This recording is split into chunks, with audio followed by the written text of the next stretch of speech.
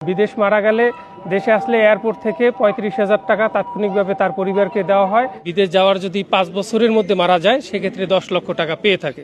আসসালামু আলাইকুম। সরকারের পক্ষ থেকে একজন প্রবাসী যদি মারা যায় এয়ারপোর্টে নামলে ৩৫,০০০ টাকা দেওয়া হয়, ৩ লক্ষ টাকা দেওয়া হয়, কিন্তু এইটা কার কাছে আবেদন করবেন, কিভাবে আবেদন করবেন অনেকে জানেন না, এবং তৃতীয় একটা পক্ষ এর মধ্যে সুযোগ নিয়ে ফেলেন, এবং কোনো কারণে যদি উনি অ্যাক্সিডেন্টে মারা যান তাহলে বিশাল একটা ক্ষতিপূরণের বিষয় রয়েছে।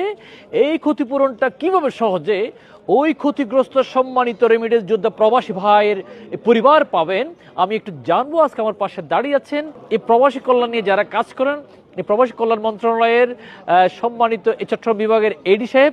আমি এডি মহোদয়কে একটু বিনীতভাবে একটু জানতে চাই, সহজভাবে সাধারণ মানুষের জন্য উনি একটু জানাবেন কিভাবে প্রসেসটা। প্রবাসী কল্যাণ সেন্টার দুইটা জিনিস নিয়ে কাজ করে, একটা বিদেশ ফেরত এবং বিদেশ যারা মারা যায় দুইটা নিয়ে। বিদেশ মারা গেলে দেশে আসলে এয়ারপোর্ট থেকে ৩৫,০০০ টাকা তাৎক্ষণিকভাবে তার পরিবারকে দেওয়া হয় লাশ পরিবহন এবং দাফন কাফনের জন্য।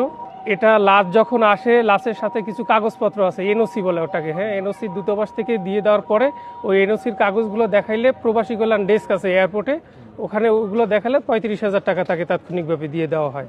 এবং সঙ্গত কারণে বলে রাখি উনি হচ্ছেন এই প্রবাসী কল্যাণ এয়ারপোর্টের হেড চট্টগ্রাম। জি, তারপরে ওখান থেকে তখন আর আবেদন করার দরকার নেই, আবেদন অটোমেটিক হয়ে যায় আমাদের সিস্টেমে, এটাকে বলে এমআইএস এর মাধ্যমে অটোমেটিক আবেদন হয়ে যায়। আর যদি লাশ না আসে সেক্ষেত্রে ম্যানুয়াল আবেদন করতে হয় ৩ লক্ষ টাকার জন্য। ৩৫,০০০ টাকা যখন সে এয়ারপোর্টে পেল তখন তার যে কাগজপত্রগুলো আছে আমাদের ওখানে যে প্রবাসী কল্যাণ ডেস্ক আছে ওই আবেদনগুলো অটোমেটিক হয়ে যায়, তার আর কিছুই করার দরকার নেই। যে কাগজপত্র দিয়ে দিল, দেন তারা এমআইএস এন্ট্রি দিয়ে দিল, আমার সেন্টারে অটোমেটিক চলে আসবে যে অমুকে মারা গেছে, ৩৫,০০০ টাকা পেয়েছে, এখন ৩ লক্ষ টাকার আবেদন অটোমেটিক হয়ে যাবে। এই ৩ লক্ষ টাকা কয় দিনের মধ্যে পাই ওনারা সাধারণত? ৩ লক্ষ টাকা তো সাধারণত ২ মাসের মধ্যে পেয়ে থাকে।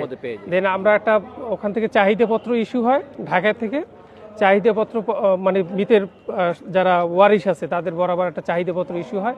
চাহিদাপত্র ইস্যুর পরে যে কাগজপত্রগুলো চায়, যে পারিবারিক সনদপত্র যেটা, তারপর পাওয়ার অফ ওই যে দায়মুক্তি সনদ যেটা, এই কাগজগুলো জমা দেওয়ার পরে আমরা মাঠ পর্যায়ে গিয়ে তদন্ত করি যে আসলে যে কাগজপত্রগুলো দেশে ওয়ারিশ ঠিক আছে কিনা। ওয়ারিশ যারা বৈধ ওয়ারিশ তাদেরকে আমরা ওই ৩ লক্ষ টাকা ডিস্ট্রিবিউশন করে দিয়ে থাকি। ওনাকে আন্তরিক ধন্যবাদ জানাচ্ছি। আরেকটা বিষয় আমি একটু জানতে চাচ্ছি, এই ৩ লক্ষ টাকা পাওয়ার পর সরকার সম্প্রতি একটা উদ্যোগ চালু করেছে ১০ লক্ষ টাকার বীমা। আপনি ঠিকই শুনেছেন যে যারা বিদেশ যায় তাদের জীবন বীমা অটোমেটিক হয়ে থাকে। ওয়েজার্নাস কল্যাণ বোর্ডের যখন কল্যাণ ফিটে জমা দেয় তখন এই জীবন বীমার প্রিমিয়ামটা যেটা, এটা ওখানে অটোমেটিক যায়, এবং বিদেশ যাওয়ার যদি ৫ বছরের মধ্যে মারা যায় সেক্ষেত্রে ১০ লক্ষ টাকা পেয়ে থাকে।